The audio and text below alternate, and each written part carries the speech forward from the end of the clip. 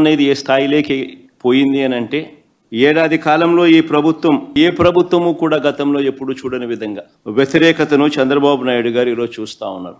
దీని నుంచి డైవర్ట్ చేసేందుకు ప్రజల సమస్యలు ఎవరైనా గొంతెత్తి విప్పితే ఆ గొంతును నలిపేందుకు ఏడాది కాలంగా మా పార్టీ నాయకులపై చంద్రబాబు నాయుడు గారు పెడతా ఉన్న తప్పుడు కేసులు నిజంగా చూస్తే ఆశ్చర్యం కలిగిస్తాయి. టాపిక్లు డైవర్ట్ చేస్తూ ఉన్నారు. తప్పుడు కేసుల సాంప్రదాయాన్ని మరింతగా కొనసాగిస్తూ మొన్న కరెక్ట్గా నా ప్రోగ్రాంకు ముందు రోజున టాపిక్ డైవర్ట్ చేసేందుకు ఉపయోగపడుతుందనే ఉద్దేశం కూడా ఒక కారణం. రెండో కారణం గొంతు నొక్కాలి ఎవరైనా కూడా తనకు వ్యతిరేకంగా మాట్లాడితే అన్న కారణం రెండోది. చెవిరెడ్డి భాస్కర్ రెడ్డిని అరెస్ట్ చేయడం. సంవత్సరం నుంచి ఏ రోజన్నా కానీ భాస్కర్ పేరు లిక్కర్లో ఎక్కడన్నా కనిపించిందా, వినిపించిందా? ఎవడన్నా ఎప్పుడన్నా విన్నాడా? భాస్కర్ని ఇరికిచ్చేందుకోసం తప్పుడు సాక్ష్యాలను క్రియేట్ చేస్తూ ఉన్నారు.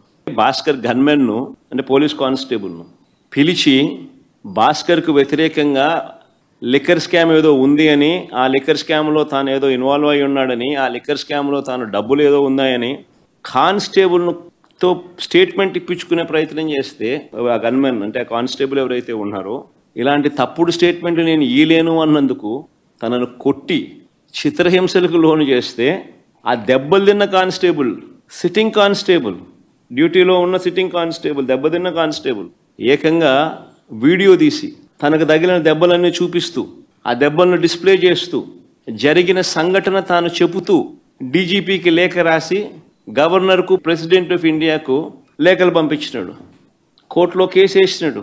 నిన్న ఆ కేసు హియరింగ్ కూడా వచ్చింది. నేను ఫోన్లో మాట్లాడినట్టు ఎక్కువసార్లు ఫోన్లో మాట్లాడినారు. అంటే నీ డ్రైవర్తో కానీ నీ ఇంట్లో ఉన్న ఎవరితో ఉన్నా కానీ నువ్వు ఎక్కువసార్లు మాట్లాడితే చాలు, అది చాలు.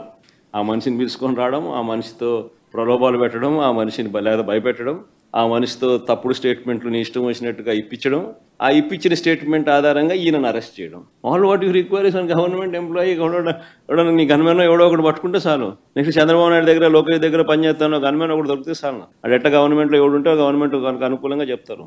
అంతే. ఇంకా ఆ మనిషి ఈ మనిషి ఆ మనిషి దగ్గర పనిచేస్తానంటే ఈ మనిషి ఆ మనిషి మీద వ్యతిరేకంగా చెప్పేస్తాడు. ఆ మనిషి ఆటోమేటిక్లీ ఆ మనిషి మీద నీ ఇష్టం వచ్చిన ఆరోపణ చేసేయచ్చు, మనిషిని ఎత్తుకొని వచ్చి జైల్లో పెట్టేసేయచ్చు. ఏంది ఇది? నిజంగా భాస్కర్కి జరిగిన పరిస్థితిని కానీ, లేకపోతే ఈ లిక్కర్ కేసులో జరుగుతూ ఉన్న దర్యాప్తు ప్రక్రియ కానీ ఇవన్నీ కూడా చూస్తే నిజంగా సామాన్యుడు ఎవడు బతకలేడు. ఎవిడెన్సెస్ అనేటివి నువ్వు క్రియేట్ చేస్తూ ఉన్నావు, మ్యానుఫ్యాక్చర్ చేస్తూ ఉన్నావు. ఈ మాదిరిగా తప్పుడు సాంప్రదాయానికి నువ్వు నాంది పలుకుతే రేపు పొద్దున వ్యవస్థ బతుకుతుందా? నక్సలిజం అనేది ఇట్లాంటి దానిలో నుంచి పుడుతుంది. సామాన్యుడి మీద ఇట్లాంటి ఎవడన్నా ప్రదర్శిస్తేనే నక్సలిజం అనేది పుడుతుంది. నిజంగా రాష్ట్రాన్ని బిహార్ చేయడంలో ఎంతకన్నా గొప్ప లీడరు, గొప్ప నాయకుడు చంద్రబాబు నాయుడు కన్నా గొప్ప నాయకుడు ఎవడు ఉండడు.